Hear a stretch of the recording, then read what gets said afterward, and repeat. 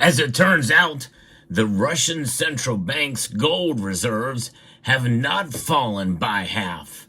In fact, quite the contrary.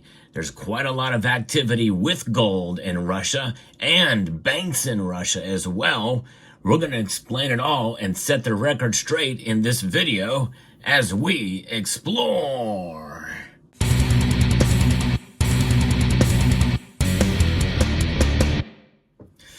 This was a case where I was absolutely wrong, and I was so convinced that I had done my due diligence and research that I had quoted two different sources, one from America, from a news source that we really generally don't trust anyway, and one from Russia. Well, it turns out this Russian source I really couldn't trust a whole lot either. And then the correction came from another Russian source, which got it mostly wrong, or at least the details were very, very sketchy and still sort of blow my mind in terms of what they actually mean. But I was corrected on this by James Anderson, and I wanted to kind of go through the story of how I came to my conclusion. And it started out with my finding this article by accident, really, in my research. Russia burns through gold reserves amid economic turmoil. Well, I immediately was very suspicious of this piece because of the source, Newsweek. And so I wanted to check it and see if there's any Russian sources on this, because, you know, you just can't always trust American media or even Western media to some extent. And I don't want to fall into confirmation bias or anything else. My motivation for producing the video was essentially to kind of provide a little bit of balance and contrarian point of view to see what could, as far as, because a lot of people are bullish on where gold is going right now. Most everybody that I interact with say that gold's going to go to $3,000 an ounce. And yes, it could. But there are some things that could happen that could keep it from doing it. And I thought maybe we might be at the top of the market. But obviously this changes everything. Of course, looking at this, it sounds pretty straightforward that there's a physical decline in gold. So the Moscow Times as well was reporting much the same thing, all going to this RBC News website, which is not Russia's bank of Russian central bank, by the way. It's a website of business Russian news, and even they really, this is where this all had stemmed from. Even they have been talking about this. As of January the 1st, the balances of the accounts of Russian banks for the accounting of precious metals fell to 325.4 billion rubles. It's less than 40 tons.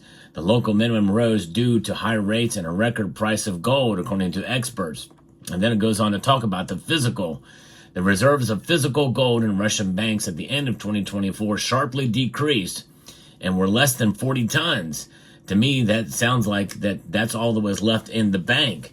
But that's not really what has happened. So this piece, even the original source, was very sloppily written, I think, and really just causes more confusion.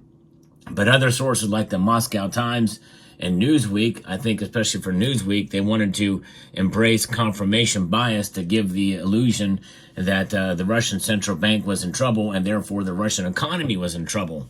However, that is not the case. If we look down in the article, deep down into it, really even this explanation is really not the clearest, but it does give us a little bit more insight as to what is going on, as pointed out to me by James Anderson. And essentially, this is after the cycle of rate increase in the emergence of a spread and the cost of attracting liabilities, banks are more profitable to increase the turnover of gold. That is, the purchase and sale of gold to the client should occur faster. The period of holding gold on the balance sheet is reduced. Accordingly, when during the period of accelerated turnover, we look at the balances only for the reporting date. Without turnover within the month, there is an optical decrease. It seems that gold has become less, but this is not the same, explained the top manager.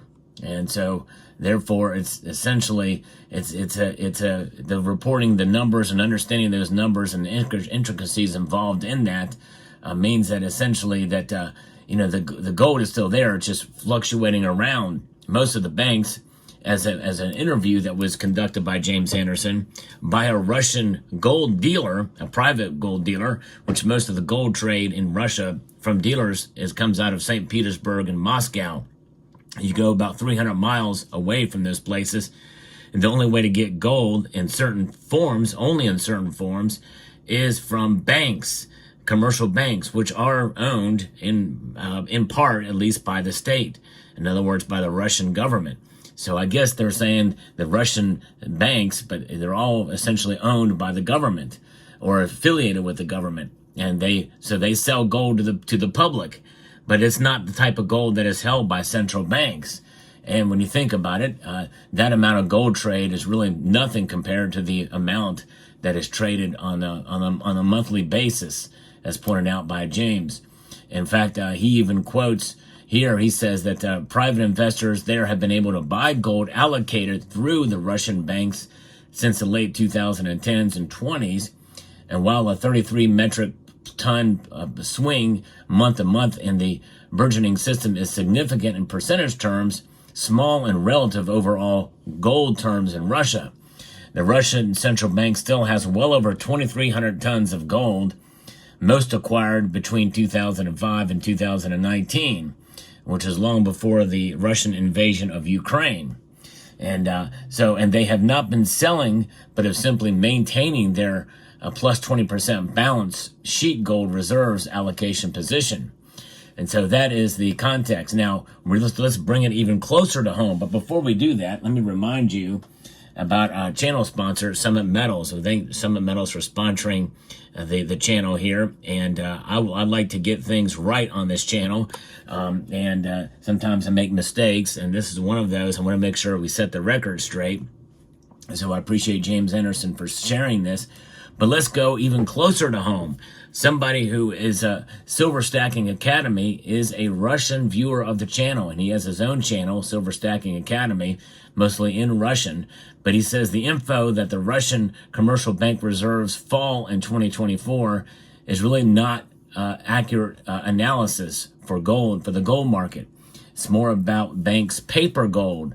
But here now, more popular is paper gold on Moscow exchange, not necessarily in banks. There's a lot of derivatives trading, I guess, there, and that has actually doubled.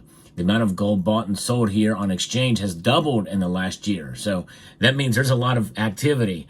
There's a lot of buying of paper gold, but I think what James Anderson is suggesting here is that there's also a lot of physical gold being traded as well, too, which leads credence to the notion that likely, probably, people may be scared about the ruble falling in value, and so people are picking up gold. But that does not necessarily mean that the Russian economy is necessarily degraded that much, except for the strength of the ruble, because of sanctions and the like. Because people are protecting themselves with gold, as they should, and we should too. Because you know what, the dollar, even though it's the strongest of the currencies out there, it is still falling at a rate of over 3% per year over year. That's inflation, folks. Gold protects you from inflation. In fact, it's doing better than that right now, which is pretty astounding. So I wanted to set the record straight and correct myself for my misinterpretation of these data. And of course, I did not see that piece, this original piece, until it was pointed out to me, because I thought RBC meant the Central Bank of Russia. It is an actually financial business news source in Russia. But I think I blame, in part, to me not knowing the intricacies of the gold market in Russia. But also, I think the authors of the original piece were not very studious as to how they explain this stuff. You know, it's a little confusing there, but nonetheless, that throws completely nullifies my argument about this could be the top of the gold market. We reached peak gold, and the prices as of the recording of this video, which is the day after, reflect that completely. They keep going up, which means that we possibly could see $3,000 gold soon. It's already reached my prediction of $2,900. But make no mistake, in spite of all that, folks, I do like to provide some contrarian analysis as well, too. And just as quickly as gold has risen, yes, it could fall and it could pull back some.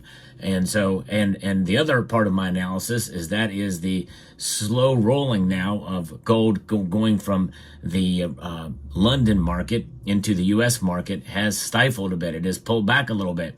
And even though that is not bearish for gold's price coming down, it means that the rate of it increasing may slow. In other words, we may see it stay where it is, climb a little bit more. But there's, I think some of the market is kind of weighing in on these tariffs, and it's kind of just it's settling. But I think there may be something bigger to all of this gold moving into the U.S. market, and silver too, by the way. But it just goes to show you how complex these markets are, and what one nation does is completely different than another nation, and how the data are interpreted. I can't tell you how many people have told me that the U.S. has no gold. They're thoroughly convinced on it. They would bet a whole lot of money that the United States holds no gold whatsoever, and others that will say that China owns a lot more gold than anybody else on the planet. You know, I would love to see the proof of that. We really don't know when it's all said and done. Yes, I mean, you know, we look at and we digest information, and we try to disseminate what it means and try to get a grasp on it. But nonetheless, when it's all said and done, we're dealing with governments and government data, including the central bank of Russia, which again was shared with me, and it shows. Doesn't necessarily show the amount they have in terms of tonnage, but it gives you the value in terms of dollars, in millions of dollars, how much it is. I did the math on it according to data that was published at the end of January, and that works right about to where James Anderson has quoted the amount that they have, about 2,300 tons of gold compared to our 8,100 tons of gold. Do we have all the gold? I'm assuming we do. And does Russia have all the gold they say they have? I'm assuming they do as well. Some of this stuff is checked by the Bank of International Settlements, I assume, to some degree, the International Monetary Fund, and others. You know, how we interpret information, how it's presented. So there you have it. So thanks again. I like to correct the record if I'm ever wrong, and I want to do it quickly. But according to the research that I've done now, following up from what James Anderson has shared with me and Silver Stacking Academy, I wanted to set the record straight there. And what I do, if I'm ever wrong on anything, I'm not going to remove the original video. I'm going to probably put a link to it to this video to show where I was incorrect. So there you have it. So I wanted to correct the record, and thanks again to James Anderson, Silver Stacking Academy, and there may have been others that have shared with me too, but those are the two big ones that have shared with me the error. So with that, I want to extend a multitude of gratitude to each and every one of you for taking the time to watch this video for the correction of the record, and want to encourage you to please rate, share, comment, and subscribe.